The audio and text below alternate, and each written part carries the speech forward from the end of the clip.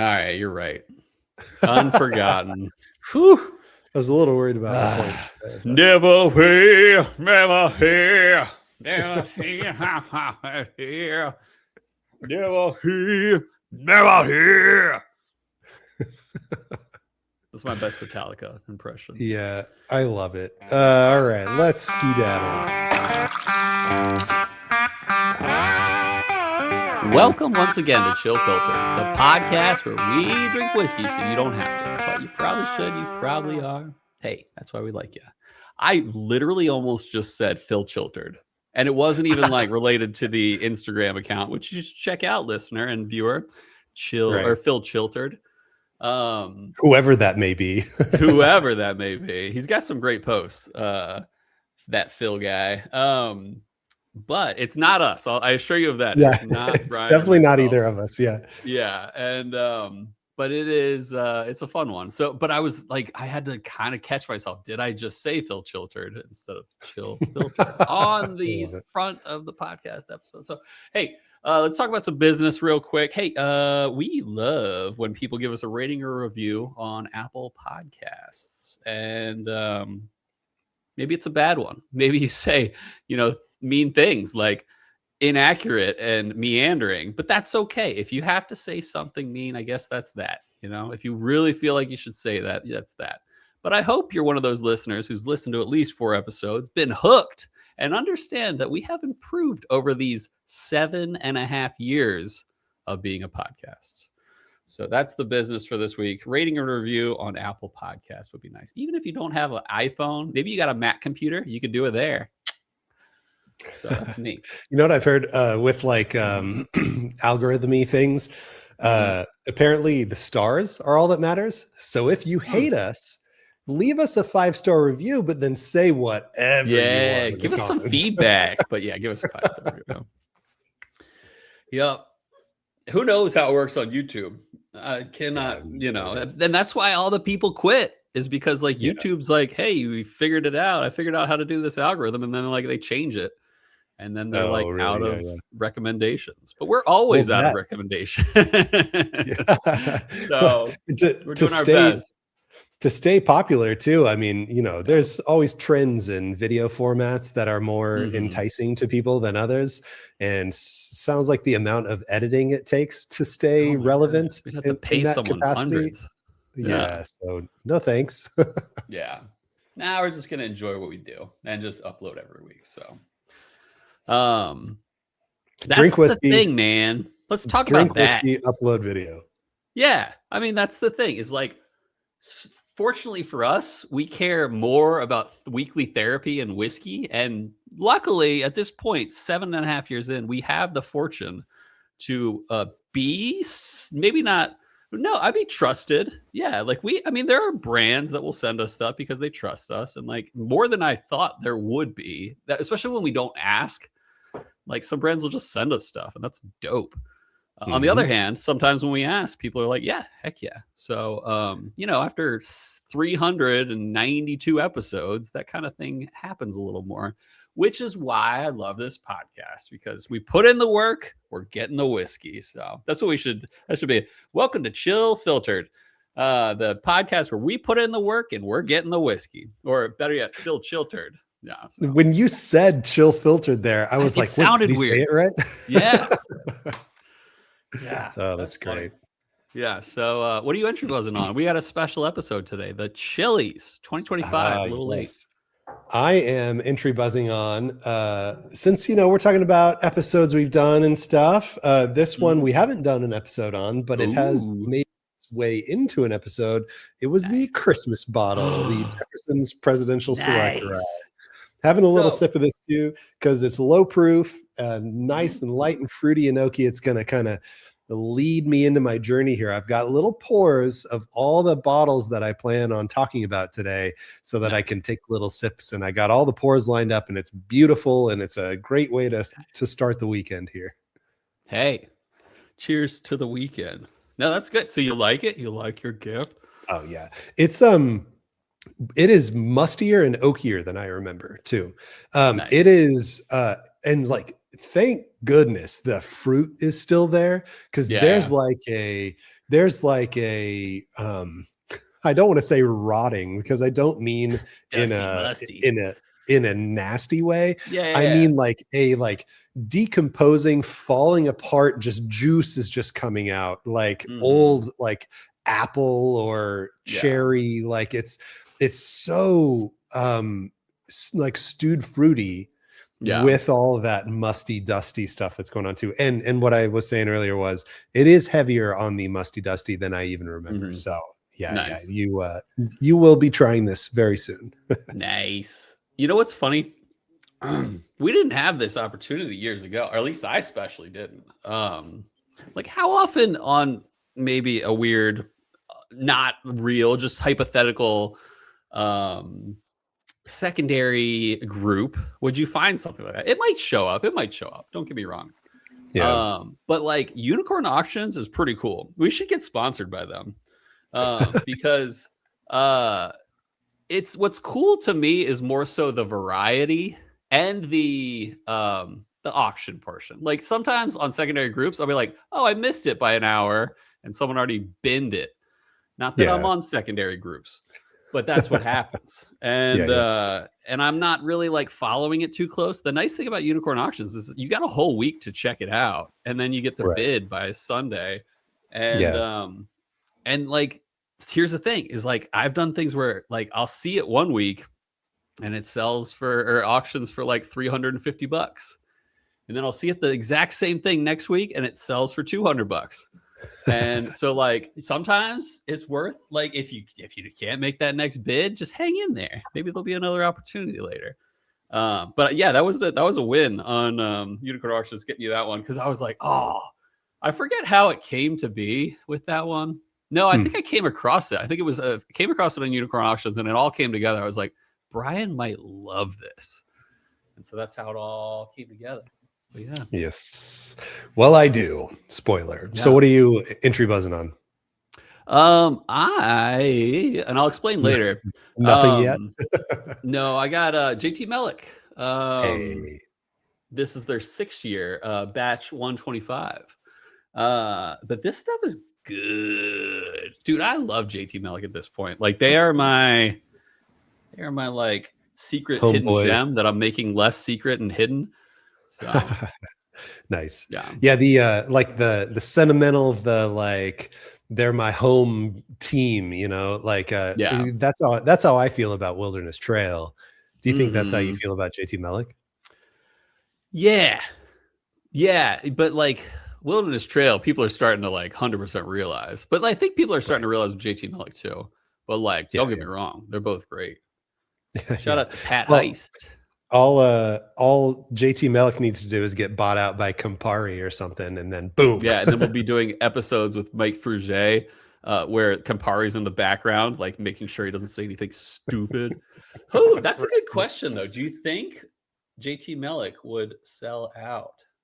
Totally. You know, I mean, if the price is right, I feel like any craft distillery would sell out. Wilderness Trail made a buttload.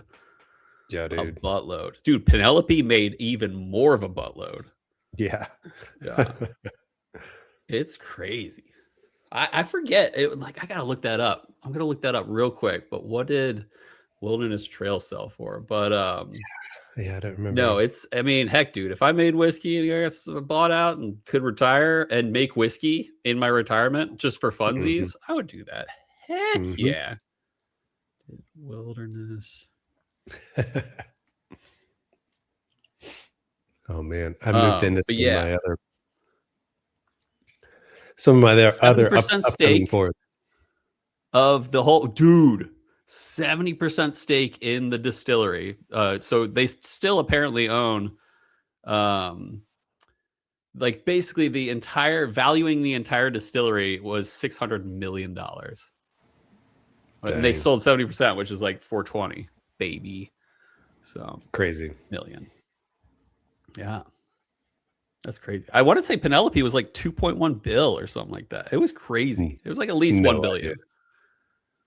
Yeah. But anyway, what are we doing today, Brian? What are we doing today? Well, I'm telling you about my recent order experience direct from Bruichladdich. Oh yeah. Tell me about that. So, what was it? Mid-November. It was before Mhm. Thanksgiving. They announced the release of this quadruple distilled 18-year-old Bruichladdich. Totally. And it's like I didn't know it was 18 year. yeah, it's 18 year, it's cask strength, and it's Dang. quadruple distilled.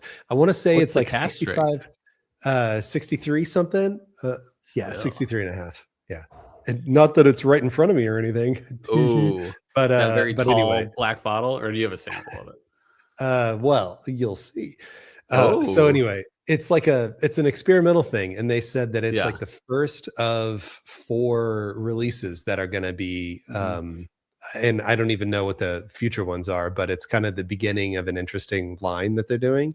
Yeah. So I was like, okay, well, when my Bruichladdich 18 runs out, which is right Mhm. here, and it has literally like this much left, we got to Nice. do an episode on it like tomorrow. Totes. But Mhm. I was like, when that runs out, I'm going to get another one because it's my favorite Scotch I've ever had to date. Yeah. And then this one was announced, and I was like, oh my gosh, well, I may as well just get this Yeah. instead of another Mhm. Bruichladdich 18 just for funsies. And so I'm in there, about to place my order, and shipping is literally 65 pounds, Whew. Great British pounds, Pounds of and what? Pounds of pounds of whiskey? sand. Cinnamon toast. I made a pound of cinnamon toast and mayonnaise. Anyway, go ahead. So anyway, oh my gosh, cinnamon toast and mayonnaise just really derailed me. Anyway, that's like $100 basically, or 90 something. Yeah. And I was like, Yeah. all right, well, if I'm doing this, maybe I should like tack on something else too. So I knew at the time, you didn't know, Mhm. that I had gotten you a 10-year Bruichladdich, or Yeah. sorry, Octomore, 10-year Octomore. Octomore. And so that is a distillery exclusive, and they had Mhm. some of when it released last year because it was the 15. Nice. It was in the 15 dots. Of course, it's not in the Nice. dots as I've explained previously, but Mhm. it was the 10-year that corresponded with the 15 release. So I was like, yeah, I may as well just do that too. So you'll have your 10-year and I've got a 10-year, and we could compare those and stuff. So the box is stuck in customs for like a month and a half, and to the point where like it says that it departed whatever in Europe, The worst. and then like no status updates for an entire month. So I was like, Yep. all right, it's been a month, I'm gonna reach out. And they're like, oh yeah, it's still in customs, you'll be notified when it passes through, blah blah blah. Well, Mm. yeah, cut to a full 2 months after I placed the order, I Oh finally my get the box. goodness. So excited. I rip this guy out. Boom, look at this, Oh, look at this label art, oh, man. that's cool. It's like It's like 90s 1990s. art. Yeah. Yeah. Yeah, look, the giant square on here, it feels like it's like Oh, a 8-year-old boy's shirt from yeah. 1990s. Heck But yeah. anyway, so yeah, very excited to open this, and I will be opening this Wait, is there soon anything because special about that one? Did so I miss that? this is the X4. This is the Okay, quadruple gotcha, gotcha. distilled That's Bruichladdich right, yeah. 18. So it Mhm. is 18 years, What? Still. 63.5%. That's Yep. gonna be crisp. Dude, yeah, I'm really excited. Oh yeah, that's what I was saying. The cask makeup of Mhm. this is like Mhm. 65-35 bourbon and some kind of dessert wine. So like Nice. hopefully there's some nice thick like fruity sweetness in here that helps it stand up since it was distilled 4 times. But Dude, that's anyway, gonna be like Irish whiskey. Like single malt Irish whiskey, which might be should I find great. Don't out get me right wrong. It's now? probably gonna be amazing. Yeah, All man. right, screw it. Yeah, let me just rip this open while I Do it. explain. Let's talk Tell me about the it's other one. like what's a single malt these days of Irish varieties? Yeah, Irish single malt. I'm so out of tune with all that. I have no idea. I know a lot of single pot stills, but I can't think of any single malts or blendeds, but yeah, All no right. single malts. This apparently is going in the whiskey shaman glass as a tribute to the recent Nice. Scotch that he managed to get in our hands recently. That was super What a delicious. baller. Thank you very much. Let me let that sit for a sec while I tell you Yeah. about the other bottle that I pulled out of the box. Pulled the other Uh, bottle out of the box. Not what I had ordered. It was the ugh. That's not what you 16.4 ordered. Optimore. But here's the thing. The Mhm. 16.4 Octomore is a distillery only special release. So like at Mhm. least I got something unique, and it got shipped to Yeah. me from all the way over. But But it I took was like, 2 dang, months. parts per million of this. Mhm. It is parts per million, right? Yeah, ppm ppm. Mhm. 189.5. And Nice. that's like, and I'm not a huge peat guy, but like I Yeah, appreciate an interesting Scotch totally. nonetheless. And the 10-year was only like close to 100 ppm. And Mhm. the other .4, which is Virgin Oak, by the way, the other Yeah. .4 Virgin Oak that I've had in the past was 14.4, and I loved it. One of my favorite Octomores ever, but its ppm is also close to 100. So I'm like, Mm. man, I know that I would rather have the 10-year. So I emailed them and I was hoping they were just going to say, like, okay, we'll send you the 10-year. So sorry Yeah. about that. But no, they were like, we're happy to offer you a refund of $110, which is very nice. Mm. Covers the shipping, covers a little bit of the bottle too. And I Yeah. was intrigued enough. I was intrigued enough with the idea of the 16.4 that I was like, all right, I'm just going to go for it. So I ripped it open Mhm. last night and it is a freaking powerhouse, man. It Nice. just like, it like strangles you with Nice. the peat and the barnyardy funkiness. And fortunately, it's not young, it's not hot, it's not Nice. any of that, like ethanol-y hot, but Mhm. it is just a completely mouth arresting whiskey. What a weird way to put it, Yeah, but yeah, yeah. that's what it is. Hey, I some of these peat bombs are just fantastic. Like every Octomore I've had is stellar. Um, one of the ones that comes to my mind are the supernovas and the hypernovas, or at least the hypernova from Ardbeg. It's like, dude, they're. I mean, it used to be the hypernova or supernova used to be my favorite Scotch. I don't know what it is now. Man, I sipped the Bruichladdich, the Hmm. quadruple distilled. It's a journey whiskey. Um, Nice. I was super back and forth on it, but immediate impression was Uh huh. thick, thick palate. Actually, it was Okay. Not what I not thin, not expected. Irish. Yeah. Then it kind of starts to drop off, and you're like, oh dang, that's it. But then when the finish hits, it ramps back up Nice. again, and it's like super sugary peaches, Nice. super like Ooh. syrupy peach juice, like very, very long into the finish. It's not what I expected at all, but it's Hmm. very good. Sounds good. Hmm. You ever see those Jimmy Kimmel videos where they're like, I ate my kid's candy Yes. for Halloween? Yeah. And so there's this one, it's one of the most famous ones where the mom's like, yeah, it was really yummy. And the kid's like, I bet it was yummy as he wipes away a tear from his eye.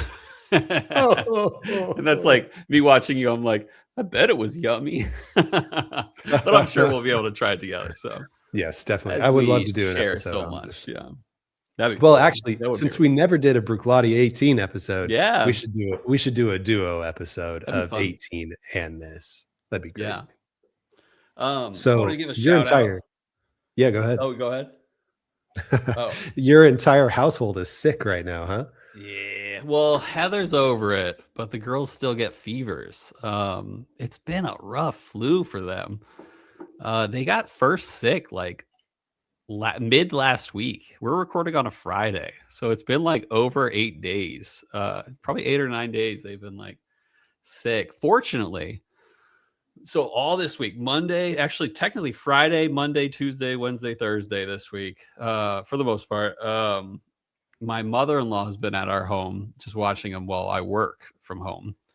And you think that's awesome. It is awesome. Don't get me wrong. I could be watching these kids myself and skipping work. That would be really hard for me, especially with what I got on my plate at work. But fortunately, my mother-in-law's there. But then you think about it, it's like, all right, this is not equivalent to working from home as normal. Like there is children interrupting me. But that's the worst there. That's rather the least of it. The least is kids interrupting me. Like I can handle that.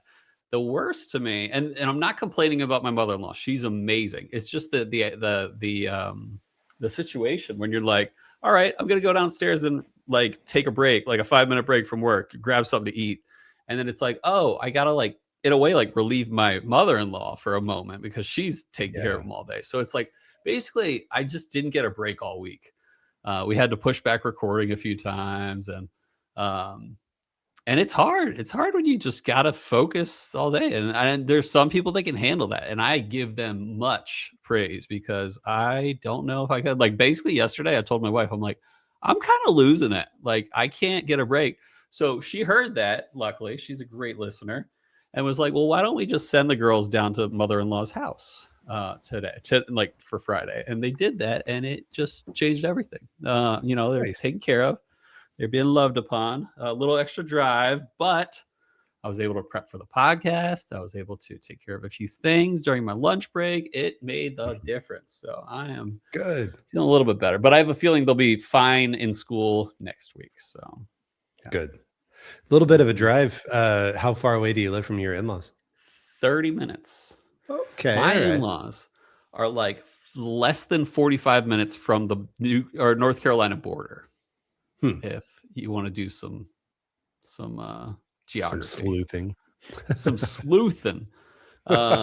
Yeah, they are south, man. They're basically okay. So here's what happens: if you drive south on 95, let's say you're in Philly or something, you just head down to Wilmington, Delaware, go through Baltimore, go through DC, head south. You're gonna hit Richmond, and I always like to say that the South doesn't start at the Mason-Dixon line. The South starts south of Richmond, because once you get past my in-laws, and this is not a good compliment for the South in this way. Once you get past my in-laws' place on 95, you see a Confederate flag on the side of 95, which is like, all right. So it's like, but the South has a lot of great things, but the South also has that. And so, yeah. So, so that's where it starts. That's how my in-laws are very nice people that are not racist. So, well, fortunately, the blanket statement of you can't say everyone in a certain geographical area has the same beliefs. Fortunately, 100%. Yes. That's as political as I'm going to get. Southern. But I'm going to crack into my next pour. And this one's courtesy of Baller Supreme, Brian Duncan. This is the 2021 Willie LaRue that he sent me recently. We also have a sample of this, which the dude's such a baller. We also have a sample of this in our pool for Reentry Buzz. So someday, man. Yeah. All right. This is maybe today. Favorite, but yeah. Who maybe knows? We'll pull it today. You'll have the advantage. Yeah. Yeah. I'll be like, this tastes very similar. I've had this before. What was that again? It was Ardbeg. Heavy Vapors or something like that. When we pulled it like the same day as Yeah. Mm-hmm. Oh no, we did it. That was crazy. Oh, it was in a drink along. We did a live reentry buzz, and what we pulled for the live reentry buzz was like what it was. We did an episode on it like the day previous or something. Like that. Yeah. That was ridiculous. Funny. What are the chances? I know, right? All right. I can tell you the chances. All right. So. Do we have today, as some of you know, we're doing some of our awards ceremony, but I figure we could go to take a break before that. But yeah, here's a little sneak peek. We got a few extra cool awards this year, and we're excited to do that. So yeah, anything else, Brian, before we send it over? No, sir. I'm ready. We'll be right back.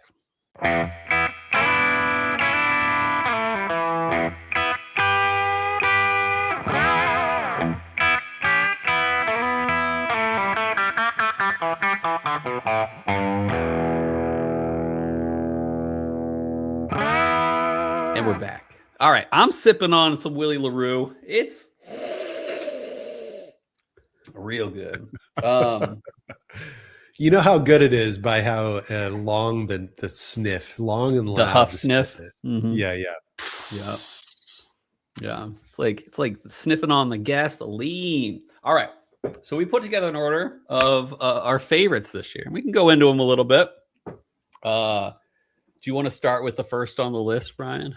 I do. Okay. First on the list, just right out the gate, is the most Hubbadabutt whiskey episode. And you all know what Hubbadabutt means. Hubbadabutt means it surprised us. Not necessarily that we not necessarily that we thought it was going to be bad and then it turned out to be good, but just like this moment you sip it, you're just like, whoa, dang, Cole slaps a bar top table. Like that's Hubbadabutt right there. So that being said, you want to tell me what yours is first? I did a top 3, but I have a definitive one. But I'll go through them really quick. And we're not doing this for every award, for the record. But I was like, there were 3 that were in contenders there. Third place, 13th Colony Double Oaked Hazmat. That was a good one. And I kind of expected it to be good, but it was even better than I was expecting. That was rich, sweet, had a lot going on. Secondly, Jack Daniel's Tanyard Hill, like, oh my goodness. I thought it would be good. I thought it would be like a little bit better than your average single barrel rye from Jack Daniel's.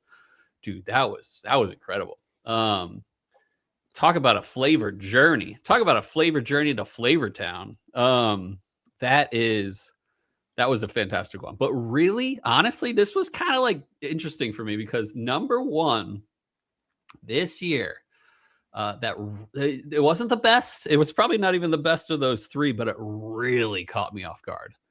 The most Hubbadabutt for 2025 for Cole was Knob Creek 21.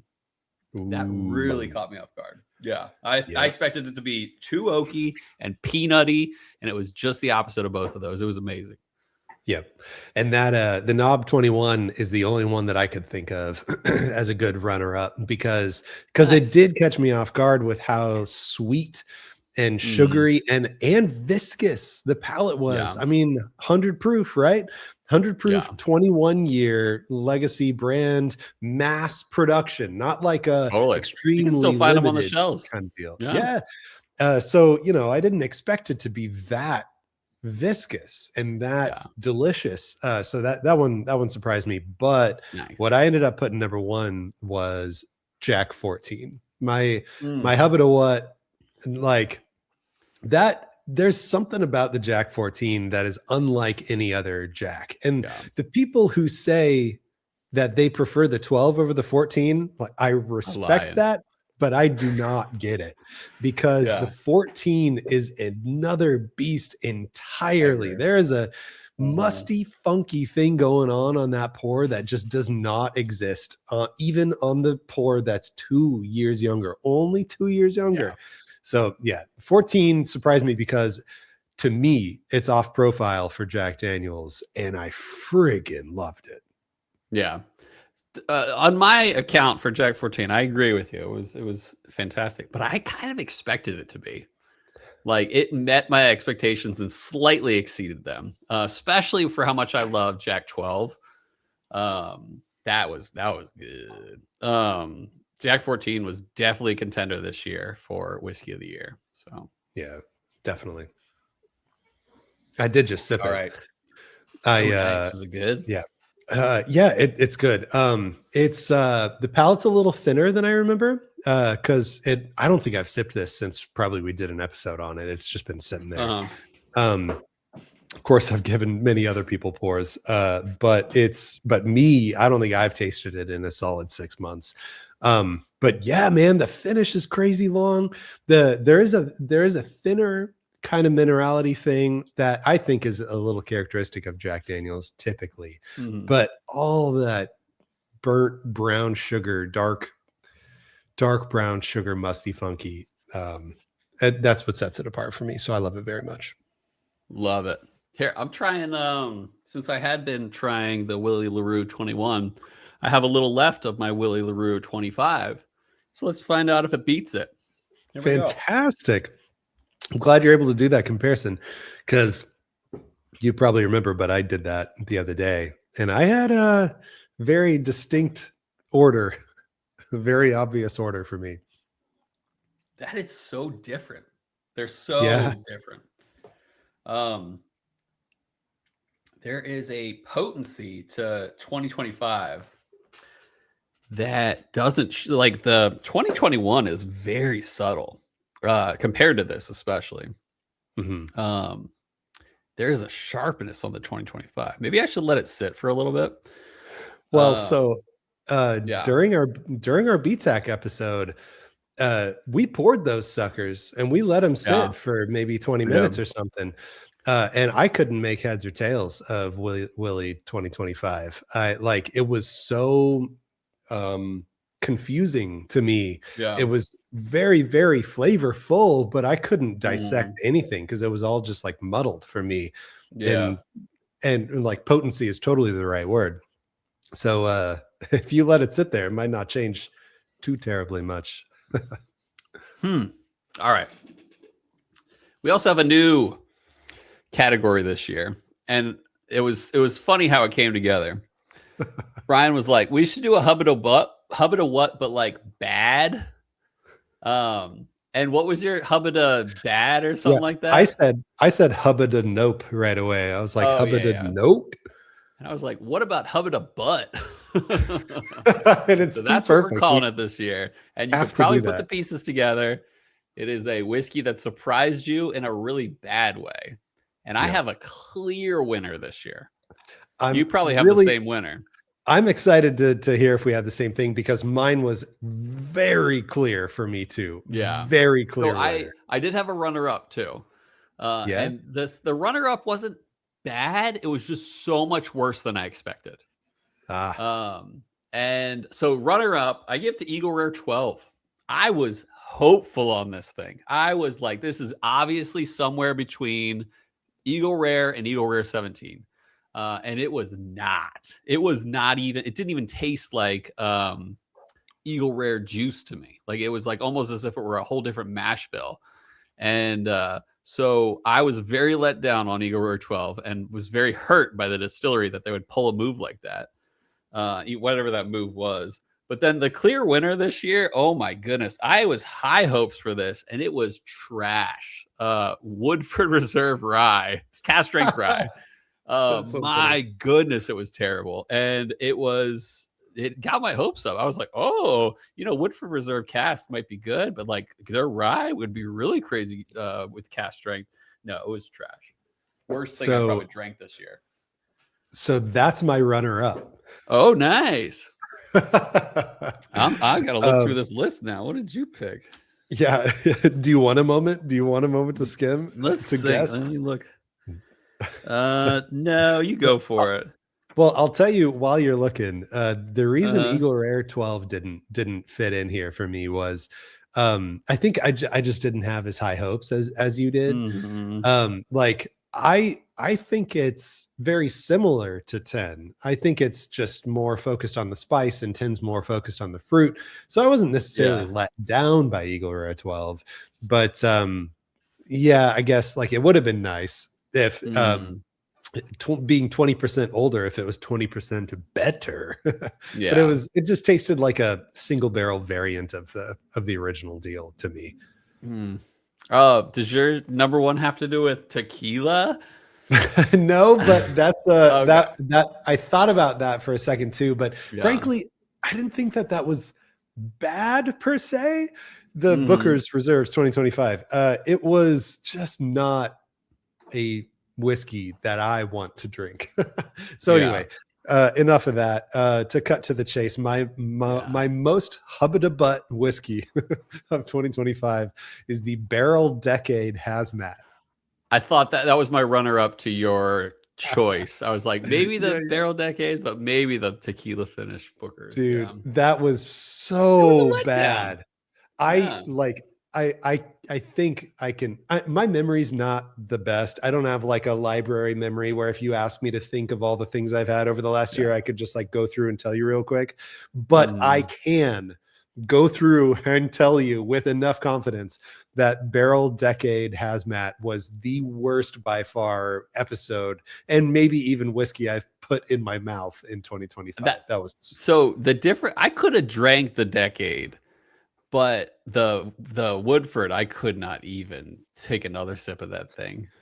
Like, pour it down the drain and light it on fire before you do.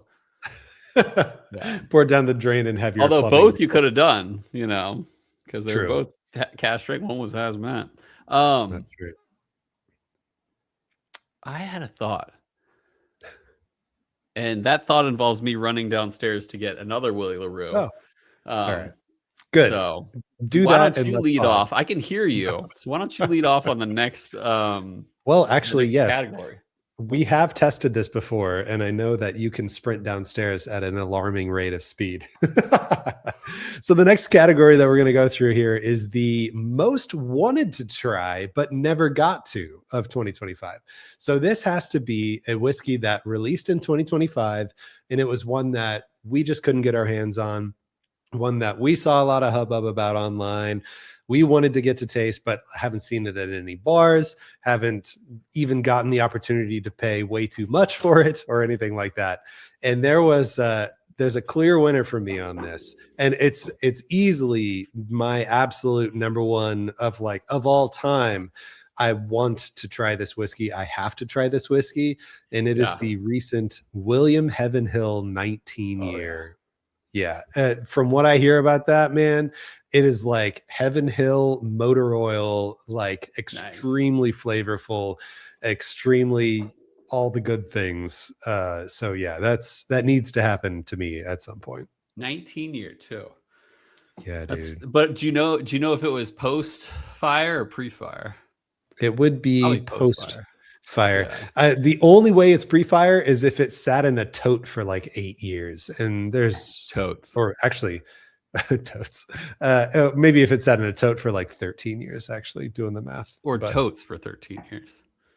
Yeah, that's what I thought you said. I thought you said totes. No, that's what I was like. No, but I was like, it could have been one tote, but it could have been totes. All right, so I have totes. Yeah, totes. I have the 2021 that I drank, and that's a definitive beat to, or definitive win to 2025. Even though I like 2025, especially on the episode, now I'm drinking 2024 courtesy of Dan McMillan, the baller, who sent me a ton of good things for my secret sampler, including 2024 Willie LaRue. Awesome. Yeah, I have a secret sampler shout out as well coming up a little later. Oh, that's good. So far, that beats 2021. What, really? Yeah. Dang. What was your ranking of 2024 versus? I think I just looked this up, but I'll look again. But I'm quite sure I had 2024 in second to last place. Oh, really? To 2025 was last, I imagine. No. To 2021 ended up being last. That's right. Oh, here it is. Hey.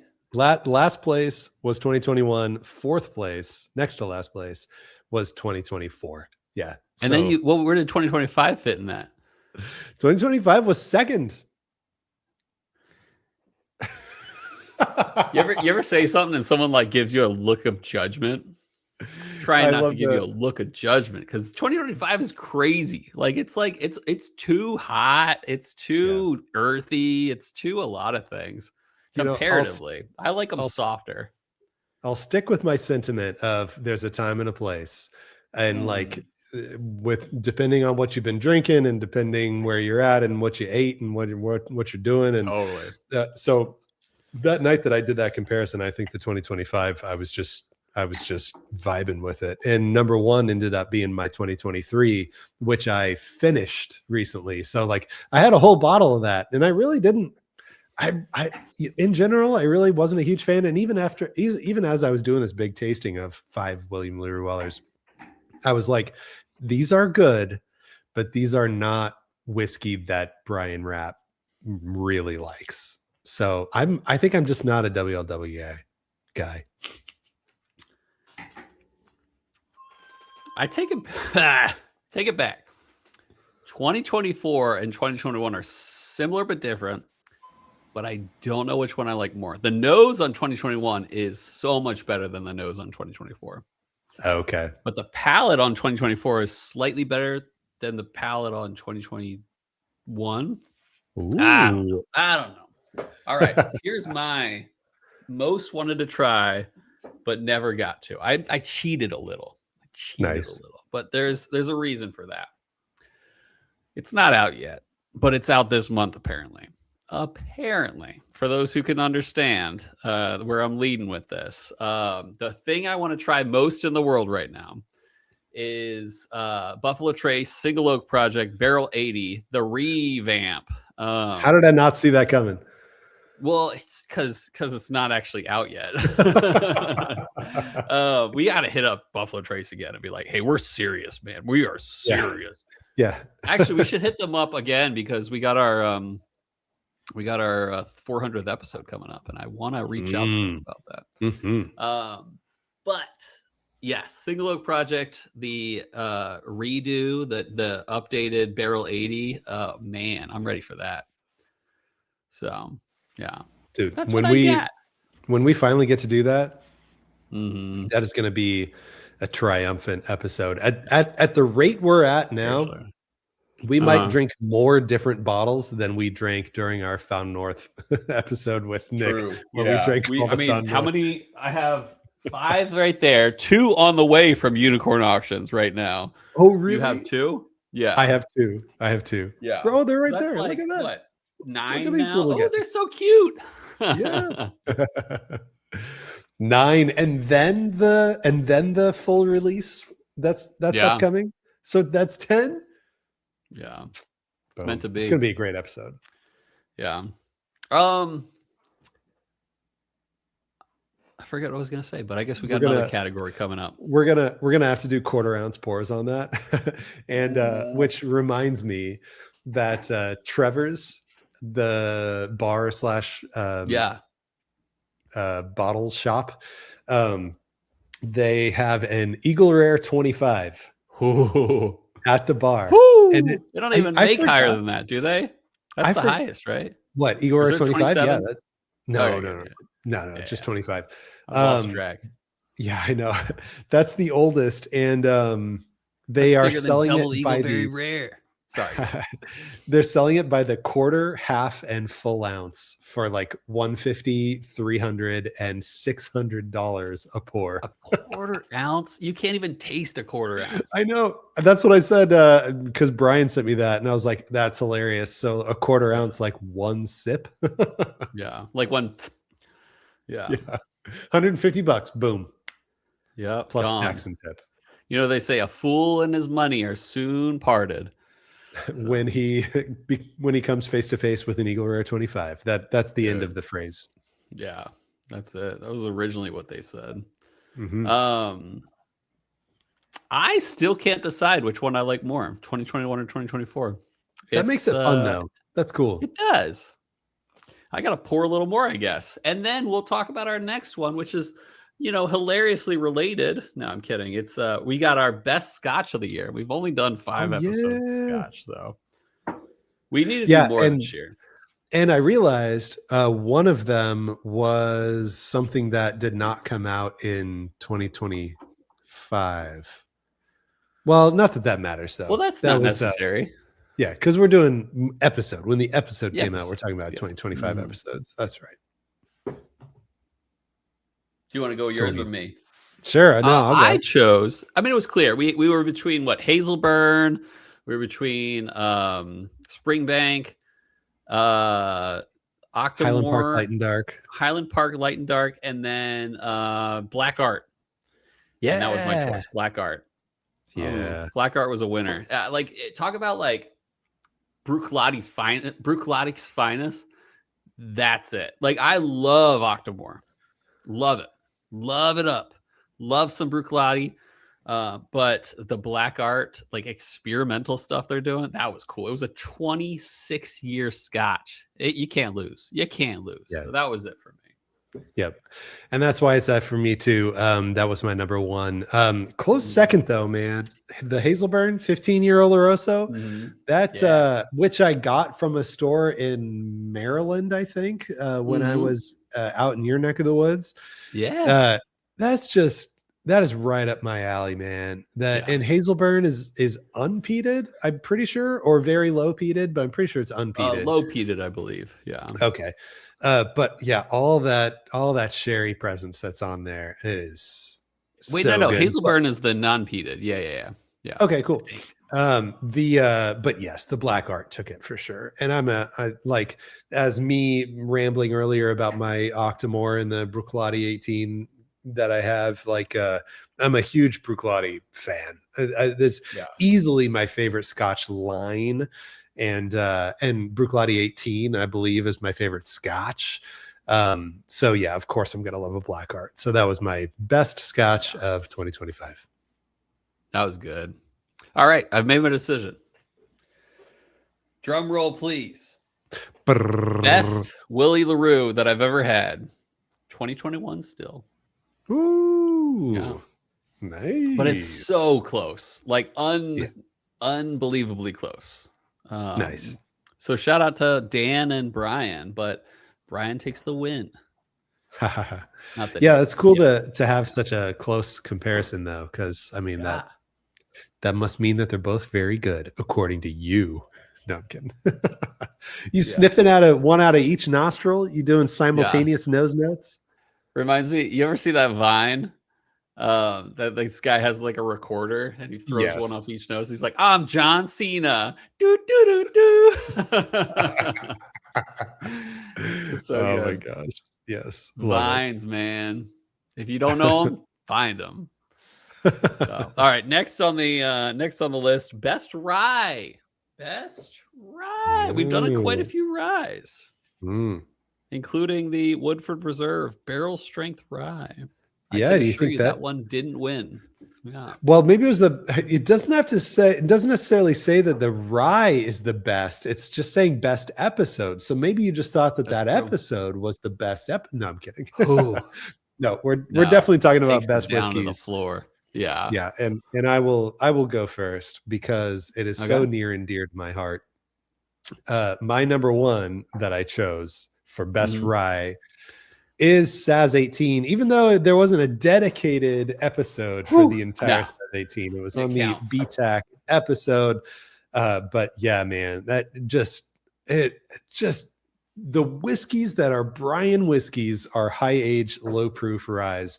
So now I can finally say, here I've got in front of me Saz 18 2025, Saz 18 2024, and my Jefferson's Presidential Select that Cole got me for Christmas. And dude, honestly, I think the Jefferson's wins.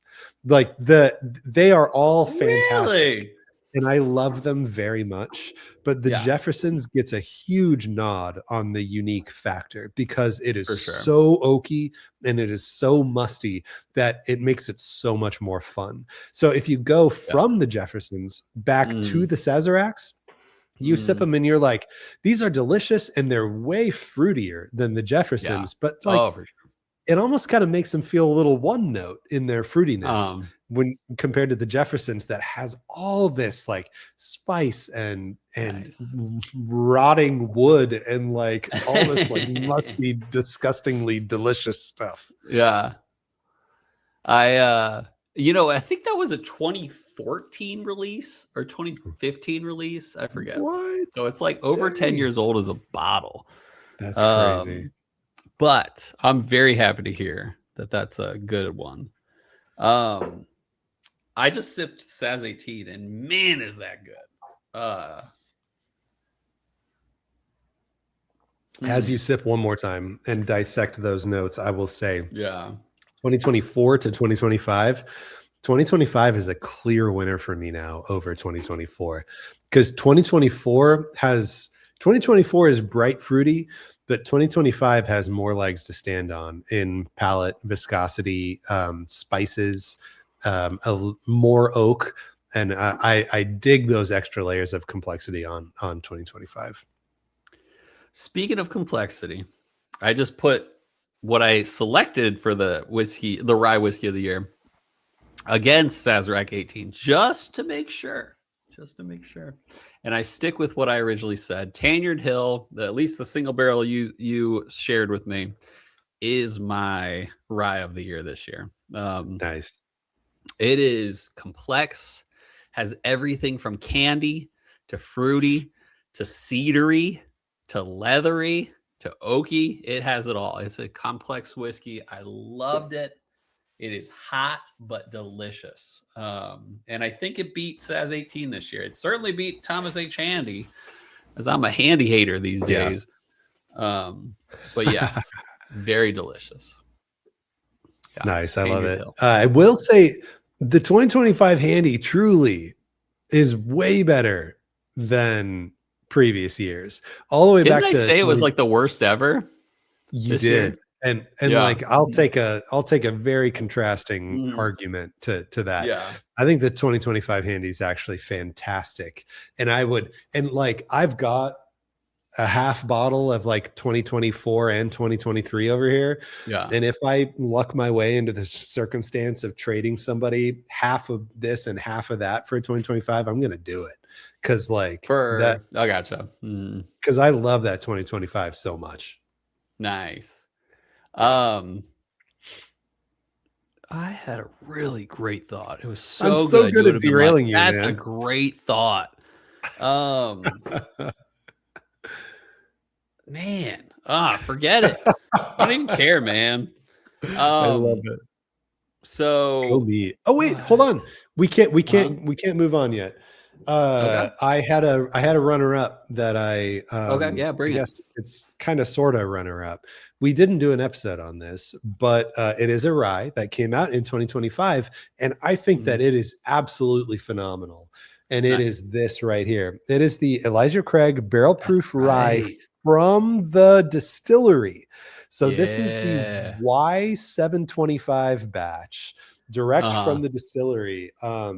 This is, and I went ahead and I picked up the, what is it, A925, the first mass release of the Elijah Craig Barrel Proof Rye. They are two completely different whiskeys. This one is the one that you want, and it absolutely measures up to the Parker's Heritage, the 10-year rye. That's fantastic. Though I think that Parker's Heritage is a little better than this. This comes off a little hotter, sharper, but it's still as flavor packed as like Parker's Heritage is. So this is fantastic. Did you send me that, or is that still? Nope, that's new enough that I don't think you've got one of those yet. That'd be a fun one to do an episode on, or at least I don't know. We'll figure it out. Yeah, for sure. Those are good ryes. Was that enough time for you to remember what you were thinking of earlier? Nope, it's gone. I'll never think of it again.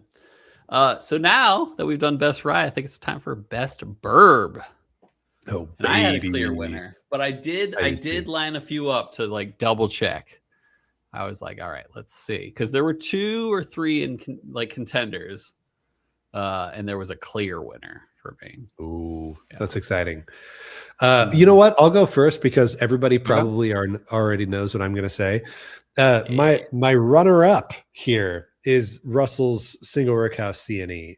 Man, I mean, just talk about B or E.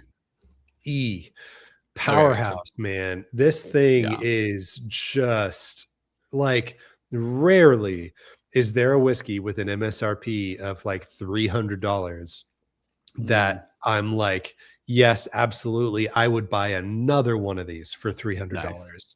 And this is absolutely one of them. The Russell Single Rickhouse CNE, it's the best single rickhouse in my opinion. It's just everything you could hope it would be. It's this Stag Junior of Wild Turkey, as our friend Slug of Fitzpatrick says. But my number one choice, my winner for best bourbon of 2025, best bourbon episode of 2025 is Wild Turkey Beacon. Look how much is left in here. Oh man, you finished that. I should just chug it on that again. Chug it right now. 118. No, I do have a pour of this here so that I can actually sip it after I sit here and rave about it. But like, you know what? I'm just going to say one thing because you've heard me just hash this out a million times. Beacon is my number one bourbon that I sip and I'm like, this is expertly crafted. So that is why I love it so much. You can just taste that so much intention and craftsmanship went into this whiskey. And that's why I love it so much. I sure hope that Wild Turkey puts out another Russell's 15. Yeah. If they don't, Shame on them. Right. Shame on them. Or even higher. Don't get me wrong. Like they should totally do higher, but like They're if they doing- don't do another Russell's 15. They're doing 18. That's what I heard. Yeah. Yeah, but by my calculations, that shouldn't be until 2027, I think. Because 2024 was 15. Yeah. I gotcha. On the Burbs, I was between a few. I do think that Beacon beat out the Camp Nelson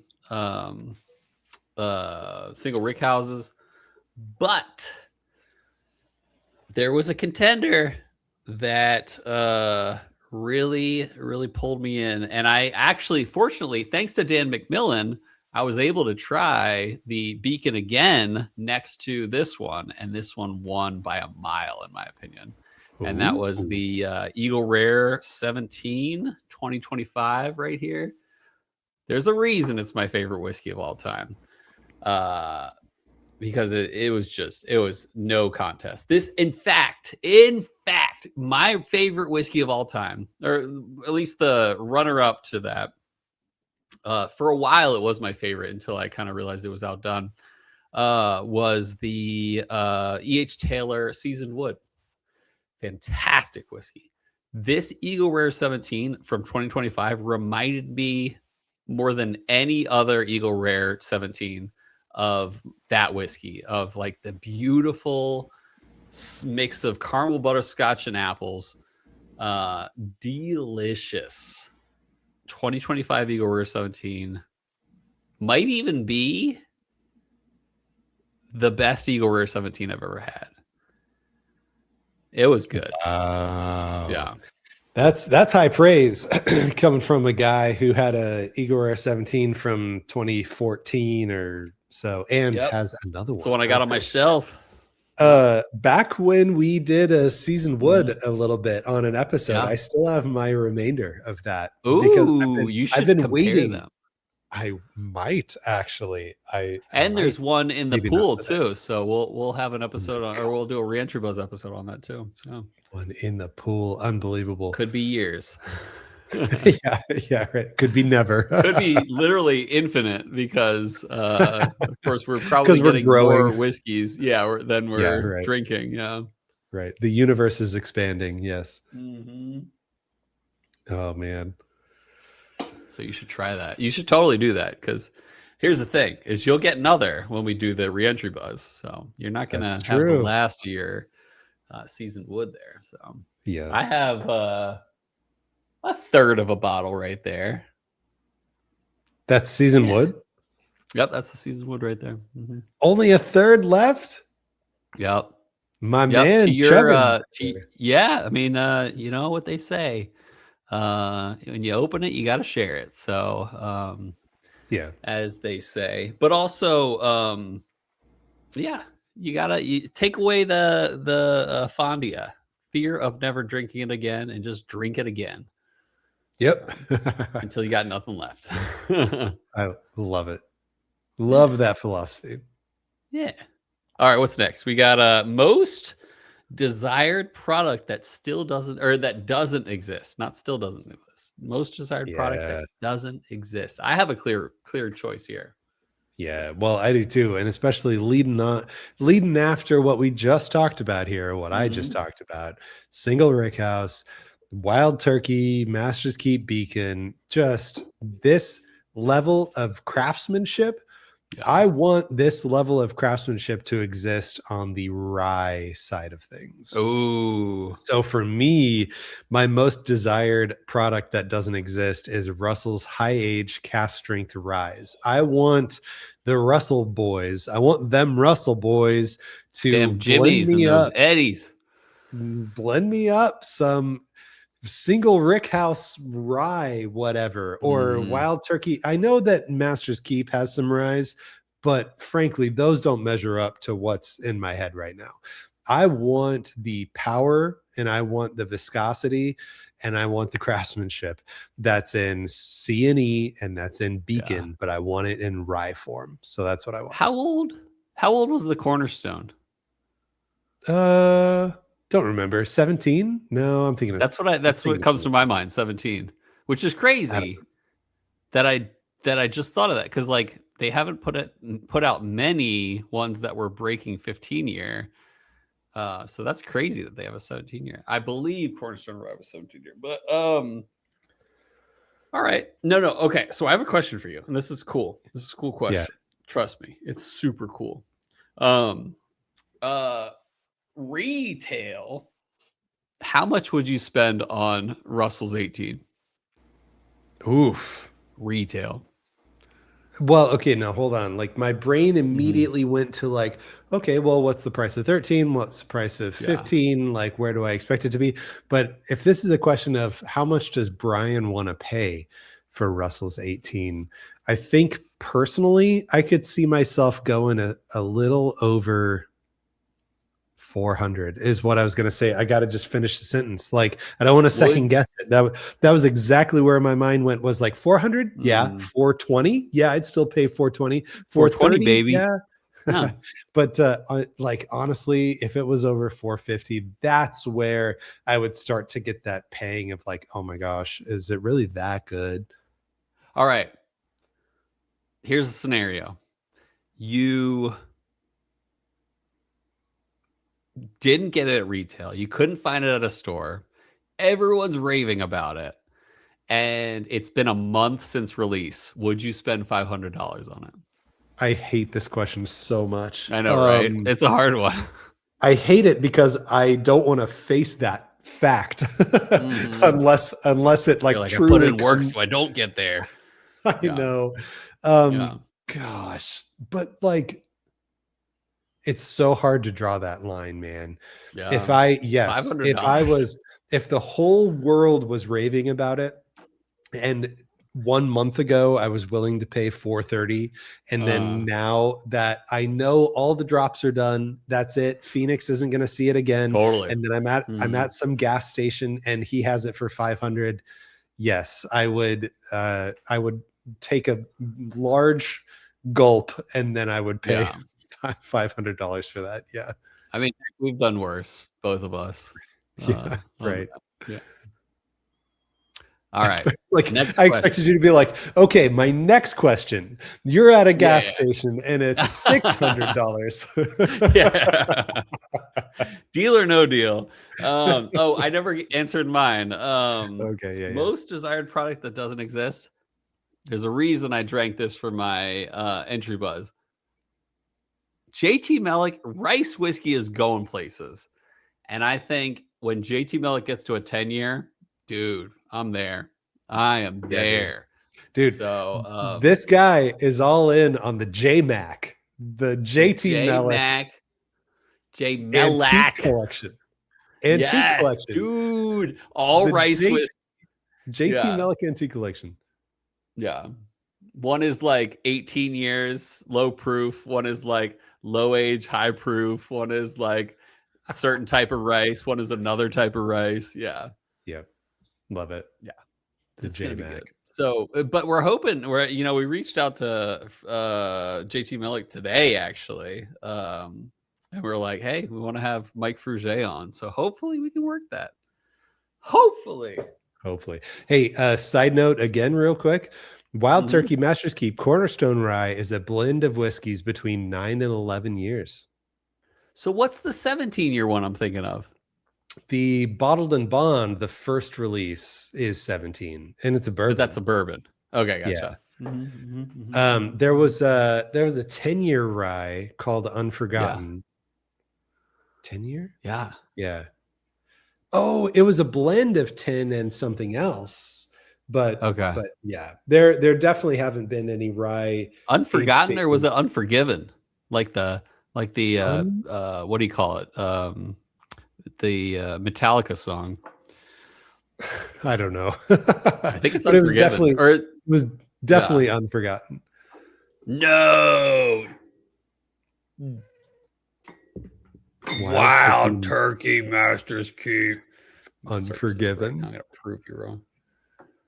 Come on, I can't even reach the keys. No way there's a Wild Turkey Master's Keep Unforgiven. I'll bet all my points for the rest of the season. All right, you're right. Unforgotten. Whew. I was a little worried about the point. Never fear, never fear, never fear, never fear, never fear. That's my best Metallica impression. Yeah, I love it. All right, let's skedaddle into the next. All right, we got the next one. Oh, yeah. Two more, everyone. Hang in there. Yeah. This is these are the top two here. These are the top two because it is best 2025 whiskey you tasted that wasn't featured in an episode. You know, in your personal life, what you got going on over there. Your own and then life. The last one to tease it a little bit is best 2025 overall whiskey featured in an episode. But as far as non-episodes go, Cole, where are you at? What was the best whiskey you tasted that was not in an episode? I'll tell you what the best thing I tasted was not an episode. Best thing I ever tried. He's going to get it. Oh, yeah. Barrel Lady, baby. Wait for it. Oh, there it is. Love SOP, Single Oak Project, Barrel Lady. I was able to get my hands on a full bottle of this. And this is money. And the cork is disintegrating on me right now, which makes sense. It's a over 10-year-old bottle. So, all right, let's find out how great this is. Good. Not too hot. Apples, caramel, butterscotch on the nose.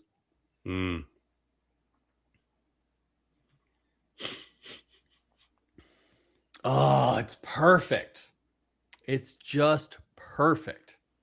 It's like we had barrel 10 together, or barrel 16 together. It is that and then some. Nice. My goodness, it's so good.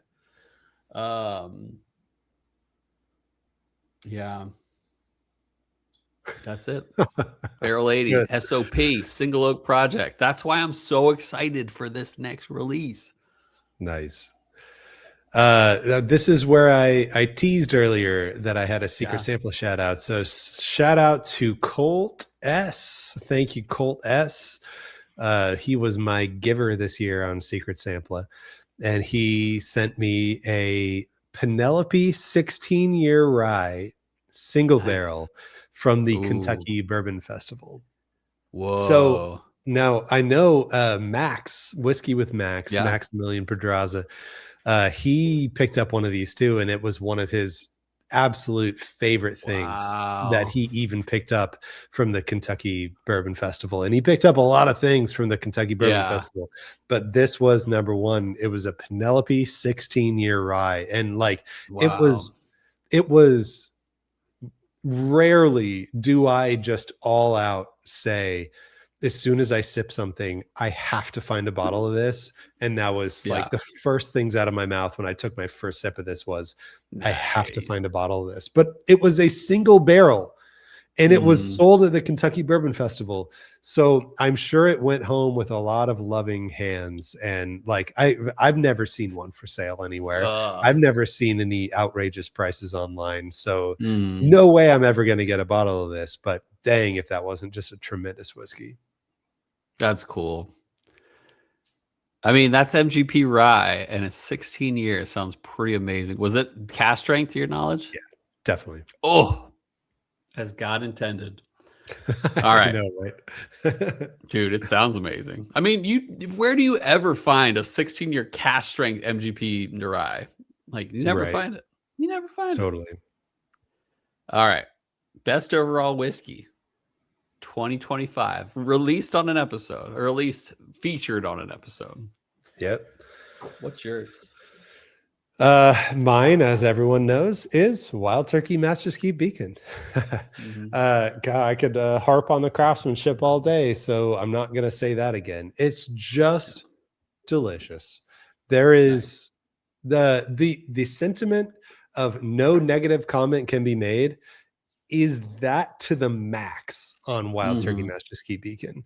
It is just a tremendous whiskey. That's it. That's cool. Stop me before I keep going. That's it. Yeah. All right. Wait, what do you prefer? Russell's 15 or Beacon? Oh, Russell's 15. Okay, cool. Yeah. Last year was a winning year. I have done that comparison at least 2 times. And yeah, Russell's 15 has way more fruit and blackberry notes, but Beacon has a buttery confectionery thing that I really, really like. But I think what my sentiment was when we did the Beacon episode is these are so similar. They could almost be single barrels from the same lot. Yeah. It's just that this one is more like hazelnut caramel baklava, which I had recently, courtesy of Patty Mathwig.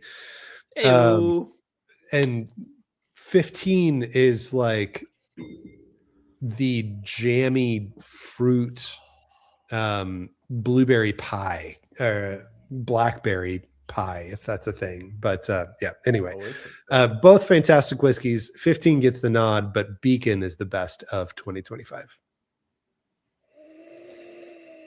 Are you drinking 15? Yes, I'm at least nosing it. I invoked the name, so you had to drink it. And I love the idea. I'm at least nosing it, that like you'd put it in a Glen and nose it and then pour it back in the bottle. Yeah. No, it's delicious. Yes, it is delicious, dude. And 15, there's just nothing like it. Oh, that was another thing I was gonna say. I mean, like a testament to how delicious 15 is.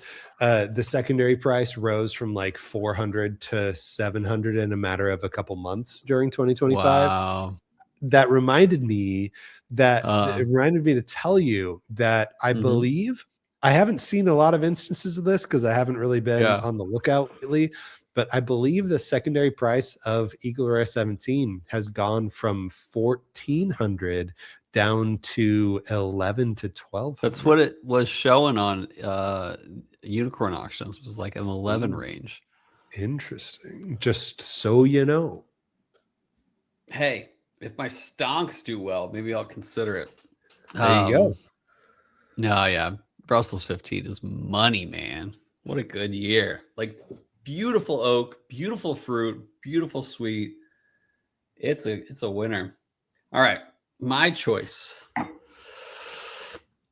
was also the bourbon of the year, and that was Eagle Rare 17. I love it. It is killer Eagle Rare 17 this year. And the last 2 years have been phenomenal for Eagle Rare 17.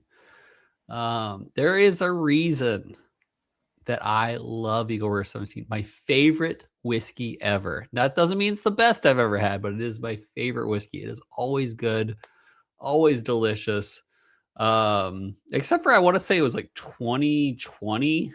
It was good. It was good, but it didn't win the BTAC that year.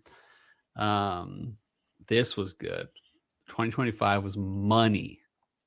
So I've mentioned it already, so I won't go into it. But yeah, whiskey of the year, Cole, Chill Filtered Podcast, chillfiltered.com. Is actually we have rights to that now. Yeah, we do. Now we do. Thanks to Phil Chilterd. Yeah. Thanks to Phil Chilterd. Yeah, what a baller that Phil Chilterd. So we'll do something with that soon. Yeah, but during your monologue, either you or I had a major internet hiccup. I guess we'll figure that out. Yeah. We'll figure that out later. I don't know. But yeah, dude, I had another idea too. Let's do a Christmas in July episode in 2026, where we do each other's Christmas bottles. Christmas in July. Wait, so like what we did for Christmas, we're doing here. Or we're doing like the Jefferson's Rye and the Bruichladdich 10-year. That episode could be Christmas in July. The funny thing is that Christmas in July, or rather, like if we did June or something like opposite, 6 months later, that would be right between your birthday and my birthday. It'd be like right between the two. That'd be fun. Good point. Good point. But am I crazy, or is Christmas in July a common phrase? It is. It is. Okay. All right. But I feel like it should be June. So it's 6 months. Right. Yeah. Christmas in June. Yeah. It just doesn't have the nice ring to it, though. Christmas in July. Yeah, it just sounds like. Yeah. It does sound better. All right. Thanks, everyone. Thanks for a great year. We want to shout out to you, listener, viewer, who's still watching at this very point in the podcast. Right. We appreciate you. Thanks for joining us. Thanks for being with us. Yeah. And normally in the past, when we've done Chillies episodes, we've sent out a form for people to fill out because we want to know what your favorite episode is, and we want to know things like that too. Like, obviously, we're down for all that. Just send us a message on Instagram or something. Let's chat. But the number one thing, though, is we used to also always ask for feedback. So, honestly, both of us are always doors open for constructive feedback. And if there's ever anything that you'd like to let us know, or any ideas for the show or anything like that, please let us know. We'd normally put that in the Chillies episode form that we send out. But since we didn't do that this year, I am now asking you, please, if you've got any feedback for the show or anything, just let us know. We'd love to hear it. Yeah, and if we have any inaccuracies, let us know. We're down to hear it. We just don't want to hear we're full of inaccuracies and leave it at that. So tell us. Send us inaccuracies so we can block you so fast. Yeah, you'll be gone instantly if you send us inaccuracies. I am so down to be corrected. Just don't tell me we're full of inaccuracies and meandering. Meandering's not going to change. Hopefully the inaccuracies will change. If we're catching any of those, let us know. Give us some feedback. Maybe we should do shorter episodes. Maybe we should do this or that. Let us know. We're down to hear it. I remember, shout out to, he's going to hate this that I say this, but Sean Ciaro last year, or maybe 2 years ago, he said, I don't like your change. He used to say, let our love of spirits lift yours. What's that? No. I don't like your new co-host. Yeah. What a punk. No, he said, I wish you guys said, and then I remember this, Sean, and I appreciate this. We didn't change because of it, but I really appreciate you saying this. He said, I feel like when you guys started saying, let our love of whiskey lift your spirits, was not as good as let our love of spirits lift yours. And I didn't agree, but I really appreciate him saying that because that means he cares. And half the time we're going to take your guys, and maybe even more than half the time, we're going to take your guys' feedback and really apply it. But shout out to Sean Ciaro for being the baller that he is. Yeah. And sadly, he didn't get this half of the feedback. But I still think of that. And I'm like, dude, Sean cared enough to say that. And I appreciate that. So that's why I hope that Sean Ciaro was listening to this episode. And that's why I hope everyone votes on our Instagram poll this week, that I'm going to ask everyone which they like more. Hope our love of whiskey lifted your spirits, or hope our love of spirits lifted yours. Vote on Instagram. But most of all, listeners and viewers, I hope that our love of spirits lifted yours.